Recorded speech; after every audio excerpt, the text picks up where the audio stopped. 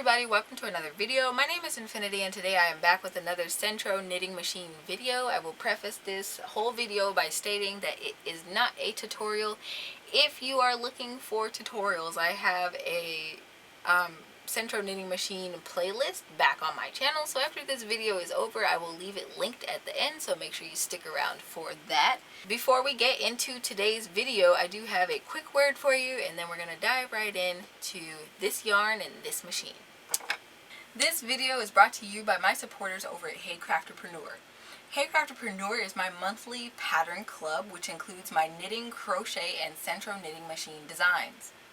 Each month, members are given access to at least 2 of these designs, as they are either added to the library or updated, and they will have continual access to my entire written/video pattern library for as long as they are members. Membership also gives you the title of Super Crafty, because that's what you are.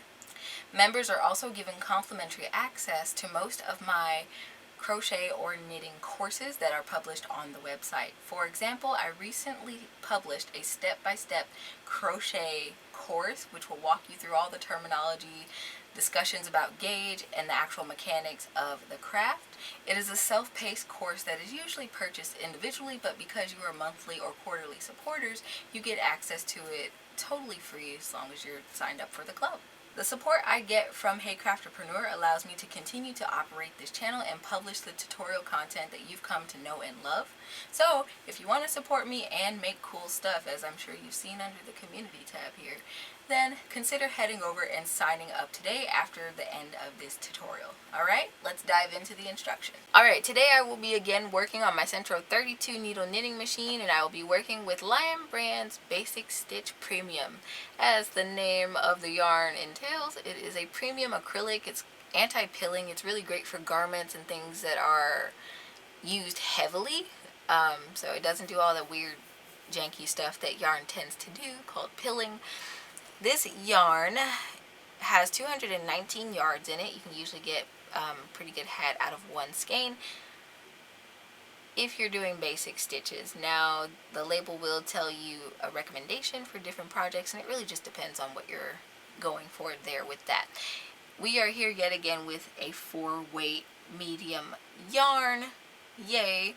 And the recommended hook size for this yarn is 6 millimeters, right?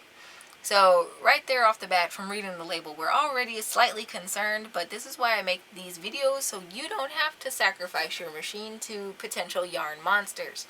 Alright, so without further ado, we're just going to pop this yarn into the machine. I'm going to go ahead and drop my yarn to the bin, and we're going to cast on. Also, this has been a comment in under my Sentro videos lately of people having issues with casting on the machine. All I'm doing is alternating my stitches from front to back. So that first needle, the yarn was wrapping around the front of the needle, and then as you can see here, my yarn is to the back of the needle. Okay, so I believe I have a video about casting on. If I don't, I'll make one in the future, but this is not a beginner tutorial time. I just wanted to run that by y'all in case you're new to this machine or plan on buying one. And if you're curious about this 32 needle, I will leave it linked in the description box below so you can check it out.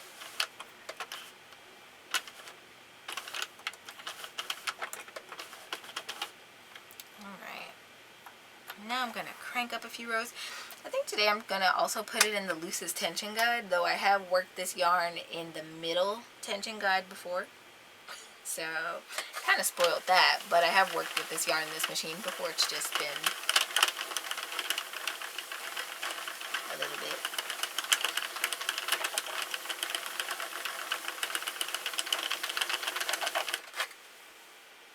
Kind of free that yarn up down there.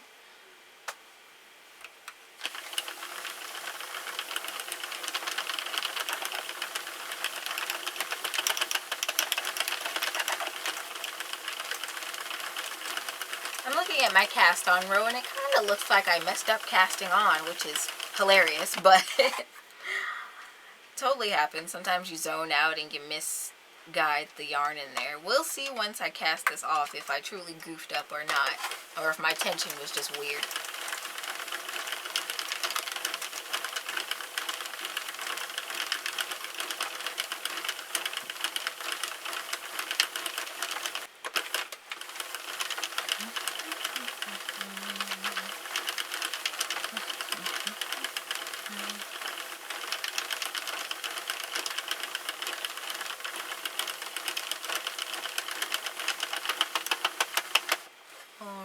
and I want to get back around to the beginning of my row. And there we go. Huh. Alright, I'm not going to cut this yarn. I'm going to wind it back into the ball after this because I like using it for my crochet and knitting tutorials. Crank that whole row without yarn though, and then we're just going to crank and let it fall off of there.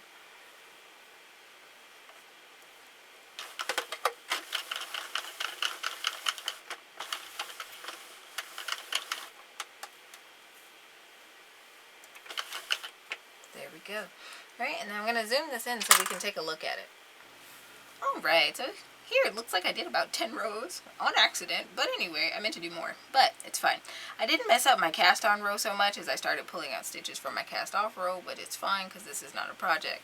This is the quality of the fabric that you get from this yarn. Now usually when I make beanies from this yarn, I double layer my fabric so that it's thick enough, because on its own it's kind of thin, to be honest. Like if I just held a single layer against my table, you can see my table through the fabric. So this is definitely a yarn that you would want to double layer.